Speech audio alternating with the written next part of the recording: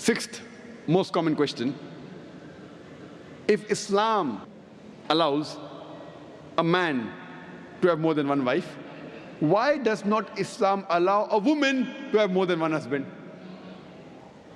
As far as marrying women is concerned, the categories of women a man can marry is clearly specified in Surah Nisa, chapter 4, verse number 22 to 24. And it's mentioned in Surah Nisa, chapter 4, verse 24, that you cannot marry a woman who's already married. That means in Islam, a woman cannot have more than one husband. Before I give you the real reason, imagine there's already a scarcity of women finding husband. If a woman has more than one husband, this scarcity will increase. It will multiply the problem.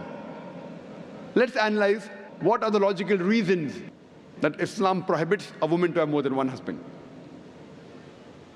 When a man has more than one wife, and if any child is born out of that wedlock, you can easily identify who is the father as well as who is the mother.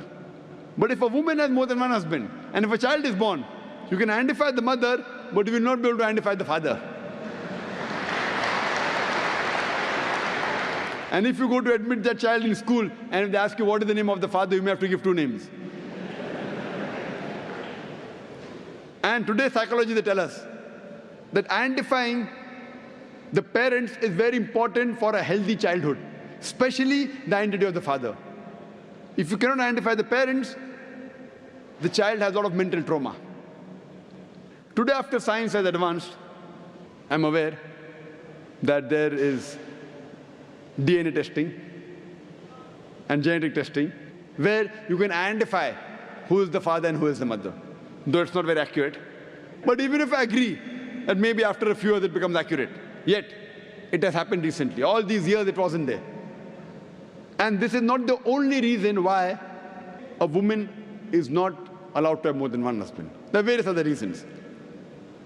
For example, today science tells us that a man is more polygamous in nature as compared to a woman. Today science tells us that because of the various behavioral and psychological changes that take place in a woman during menstrual cycle, she cannot do the role of multiple wives simultaneously. Whereas a man, he can do the role of multiple husbands simultaneously. Furthermore, if a woman has more than one husband or more than one sexual partner, and if all of them are loyal to each other, yet there are high chances that venereal diseases and sexual transmitted disease will emerge, and it can be retransmitted back to the man. Whereas if a man, today medical science tells us that if a man has more than one sexual partner, has more than one wife, and if all of them are loyal to one another, there are hardly any chances of venereal diseases or sexually transmitted diseases emerging in them. So scientifically also and medically, it's no problem for a man to have more than one wife, but it's problematic for a woman to have more than one husband.